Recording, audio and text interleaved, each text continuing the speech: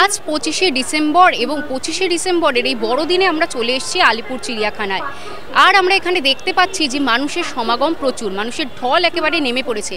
যেখানেই মানুষ, এত মানুষের প্রশ্ন, সেখানে নিরাপত্তা একটা বড় বিষয় হয়ে দাঁড়িয়েছে।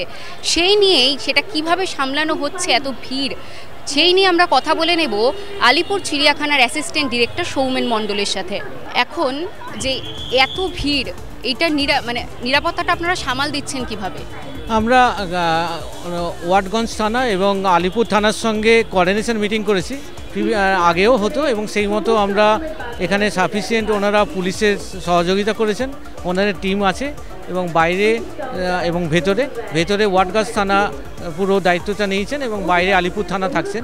তার সঙ্গে ভবানীপুর ট্রাফিক গার্ড থেকে ওনারাও সাহায্য করছেন টোটাল ট্রাফিক সিস্টেমটাকে ম্যানেজ করার জন্য।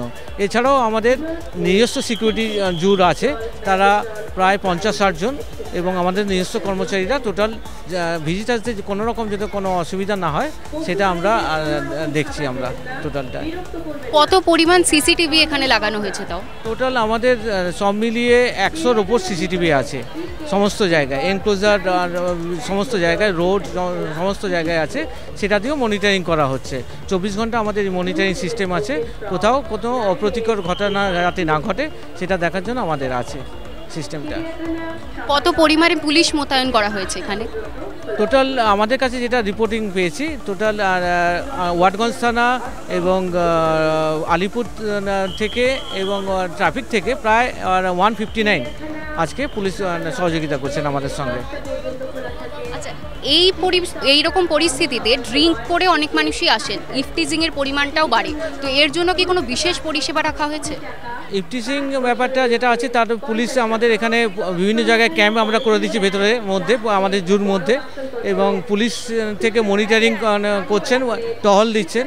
কোনো রকম ঘটনা ঘটলে আমাদের নিজস্ব সিকিউরিটি যারা আছে তারা ওয়াকি টকির মাধ্যমে সঙ্গে সঙ্গে খবর দিচ্ছেন। কোনো রকম ঘটনা ঘটলে সঙ্গে সঙ্গে আমাদের কন্ট্রোল রুমে খবর আসছে এবং পুলিশের কাছে সেটা হ্যান্ডওভার আমরা করে দিচ্ছি।